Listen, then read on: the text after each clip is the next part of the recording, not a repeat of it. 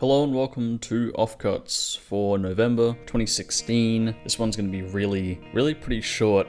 I normally log all of the films that I watch on a site called Letterboxd, and it kind of helps me, set it up as a diary. I just checked there again for this month, like, okay, what did I see? What could I talk about in this episode? And I've literally seen 4 films in this month, 2 of which were for the Criterion preview/reviews that I do, so they're like completely out of the question. So yeah, basically I'm not left with a huge amount to play with. Still a lot to talk about though in the small amount of films that I do have, but everything should basically be back to normal in the coming months. I just had a huge amount of work that basically meant I couldn't have any free time to watch films. Anyway, let's get straight into it. The first film is the Denis Villeneuve or Villeneuve, pronunciation is a fucking spook, basically. But his new science fiction film, I suppose, Arrival. I think this film kind of highlights the ineffectiveness of this kind of podcasty offcuts format in some ways, because I could probably talk about this film for like 2 hours, maybe, but I really like to keep it brief here. This film is brilliant. I'm not sure if I'd consider it better than Sicario, but I mean, they're completely different beasts. I will say though that Arrival is the sort of film that I would typically prefer over something like Sicario, which is a more actiony thriller kind of almost spy film, whereas I absolutely love contemplative sci-fi, particularly like European intellectual sci-fi, like Stalker, Solaris, On the Silver Globe, basically anything Polish, Russian, so on and so forth. And this kind of falls into this category where I cannot believe that this film exists. I mean, it's a relatively high-budget American film with some like pretty big name actors like Forrest Whitaker, Amy Adams, Jeremy Renner, in what is probably the most atypical American science fiction film since 2001, maybe like Event Horizon, but that just falls into like horror in space, kind of like an Alien thing where Alien is like a slasher film in space. This is the least alien invasion film I've ever seen, and I absolutely love it for that. And it's kind of funny because the theater I was in had about 5 people, including 2 of my friends, and a bunch of like school kids came in at the back, and they left about 10 minutes into the film because I don't think they realized what they were getting into. They went, "Oh, Arrival, like the aliens have arrived, and it's got that hot chick in it. Yeah, let's watch it." And then they were like, "Oh, it's art." Time to leave. This is just such a wonderfully, slowly unfurling film. It takes its time, which I love, and I was really getting some very strong like Tarkovsky vibes, especially in the beginning. There's like the running of water, and it's almost this like weird kind of silent flashbacky thing going on, and it had that kind of atmosphere, that dreamy atmosphere of his. But then again, other elements of the film really reminded me of Inception, and I'm not a huge fan of Inception. I think it's like decent. I'm not sure really what it was. I guess it was kind of like the flashing from kind of dream and past to the now and then in the future and so on. Also, the soundtrack for this film is amazing. If you didn't get to see this in a theater, then I am severely disappointed in you. It is one of the only filmic experiences where on a sound design level you have to see it in a theater. I think the only other film I can think of, at least in recent history, would be like Mad Max Fury Road. This soundtrack here, it sounds like a Sun album. It's so, yet again, I can't believe that they basically had a drone album for the soundtrack of an American sci-fi film. And it's so, oh my god, how do they do it?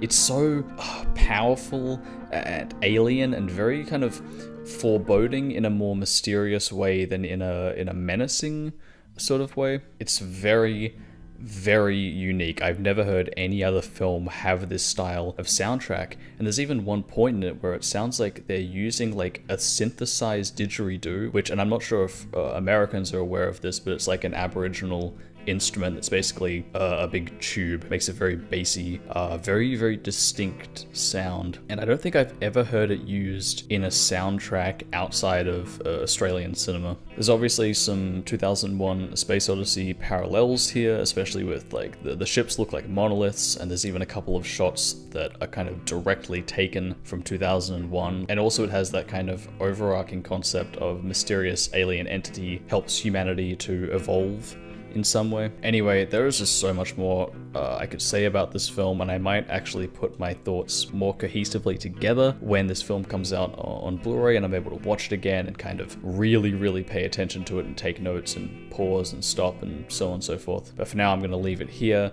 I would highly recommend seeing this if you haven't already. Overall, this is an 85 out of 100 for me.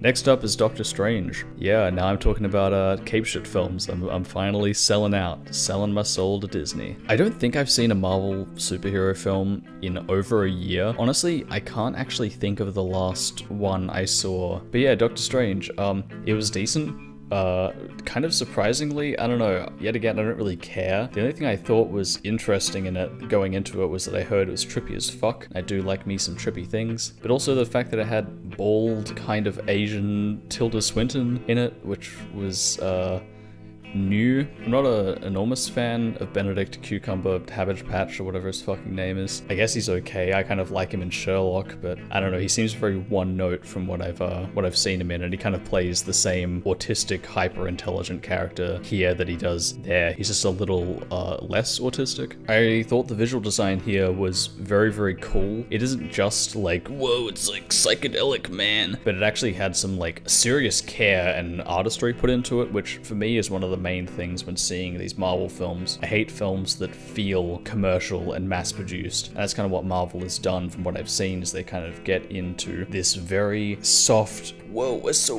wacky and we're telling jokes and yeah, blah, blah, blah, fuck you. And they've kind of settled into this mediocre trash, and these films are kind of mass-produced now, but it is always nice to see when someone actually cares about their product. If there's one good thing I can say about Batman vs Superman, it is that Zack Snyder actually seems to care, however misguided he is about that film or trying to make Superman a gritty edgelord, whatever the fuck. He actually has like a visual style and a film style, and I gotta commend him for that, no matter how much I dislike all of his films. But yeah, no, it actually seemed like, yet again, people cared, and you know, you gotta give points to that now. Wow, I love that this filmmaker actually cared about their film and didn't just want money. God, I love capitalist art.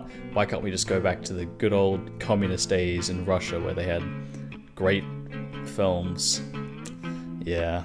Like always, I fucking hate the quipping in these films. I feel like you could halve it, and I mean, it just, all it does is just reduce dramatic tension. How can I take anything seriously if everyone thinks it's a joke? If it was meant to be this kind of like, hey, we're going on a light adventure and we're having fun with it, then why are all like the threats these world-ending disasters that are gonna destroy humanity? It's such a contrast, and I get that the bulk of the jokes come from things are super serious, and then there's levity in the character making like a dumb fart joke or something dumb like that, but it also just serves to undermine dramatic tension. I don't know, this is a complaint I hear a lot, and I basically fully agree with it. Obviously, the flip side of that is films that are no fun at all, like Batman vs Superman, but then again, that's like meant to be serious, so at least I can commend it on that. So that's probably my least favorite aspect of this film by quite a bit. Also, I love the use of Pink Floyd's Astronomy Divine, and I'm pretty sure only one other person in the theater kind of was like, oh my god, they're playing it. It's really cool to use early Floyd. Piper at the Gates of Dawn and Saucer Full of Secrets are so fucking underrated, it is unreal. I actually really like the ending of this film, though. I was talking about like good ways to do comedy and not going into any spoilers. Actually works as like a funny concept for a scene. It isn't just we are in a scene and now we're making jokes. It's the fact that the scene is inherently funny and jokey. I don't know, it seems like they actually put effort into the joke there, and it kind of works for his character and so on and so forth. So I really like that ending. It's like fantastically camp as well. Sadly, not a huge amount to say about like Mads Mikkelsen in this film. I fucking love him as an actor. I think I mentioned before that Hannibal is one of my favorite shows, and his performance in that is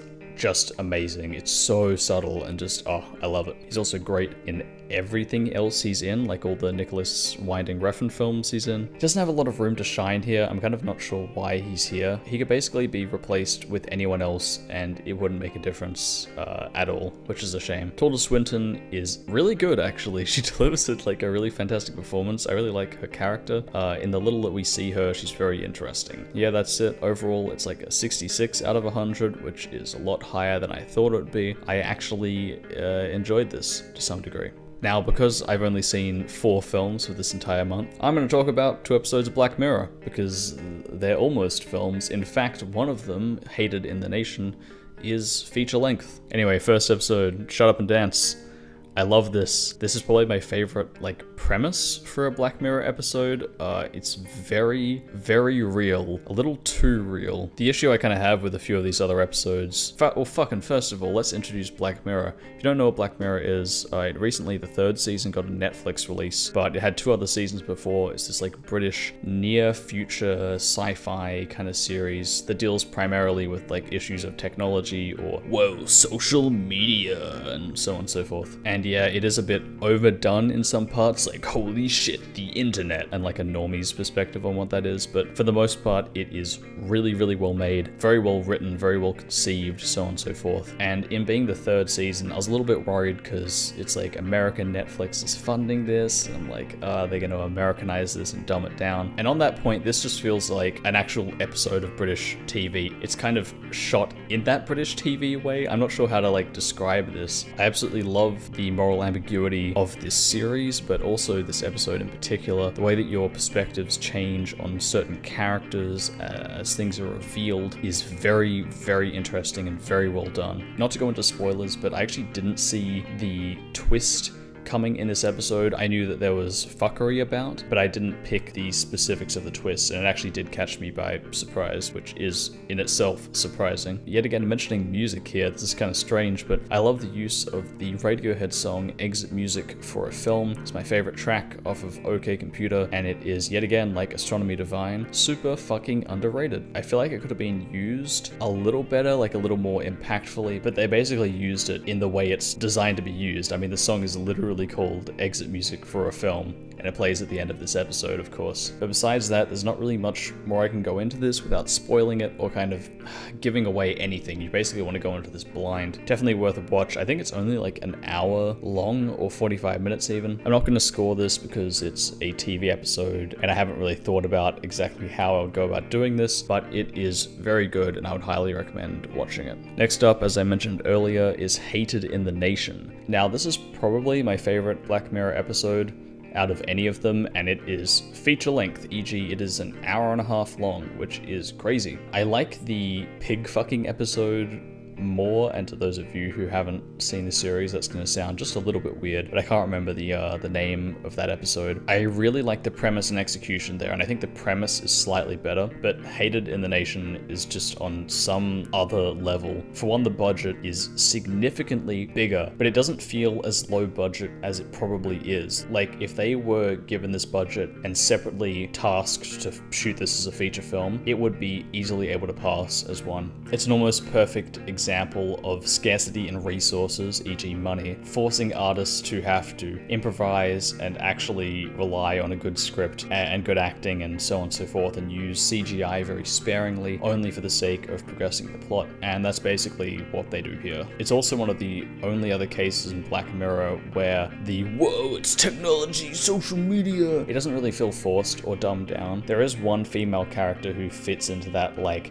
I'm a super elite computer hacker. But most of the hacking, like, jargon and computer jargon she uses, it isn't too bad. Basically, it doesn't pull an NCIS where, you know, you have like 2 people hacking a computer and they're like, we have to both get on the keyboard, and then they decide to turn the monitor off to stop the hacker. So yeah, it's definitely not at that level. Yet again, the issue here is like more of a moral one rather than, whoa, technology, it's bad, or, you know, so on and so forth. It's a moral issue that just happens to be related to technology, and that's basically my favorite aspect of the series, is when it doesn't shove that down your throat. You're very aware of it, but it's just using these technological concepts to base its story around rather than relying on them explicitly as a crutch. This episode kind of starts out in this very, very small scene. It's just this like little murder case that these policemen are getting involved with, and then it just branches out into something you could never have conceived from this tiny little start, and I really, really like that sensation that that gives. Obviously, it's not perfect. Some of the CGI and action here is terrible, and some of the dialogue is just a little bit too expositional, but besides that, would highly recommend checking out. I mean, you can basically watch this just as a film. And that concludes the November Offcuts. Hopefully the next months I'll have better / more film picks to talk about, though I feel like the picks that I did have had a fair amount to talk about, especially with Arrival, which is great. Anyway, that's it. Click on these, like this video, and comment on it 10 times because the algorithm's fucked and it favors that. Yeah. Ciao.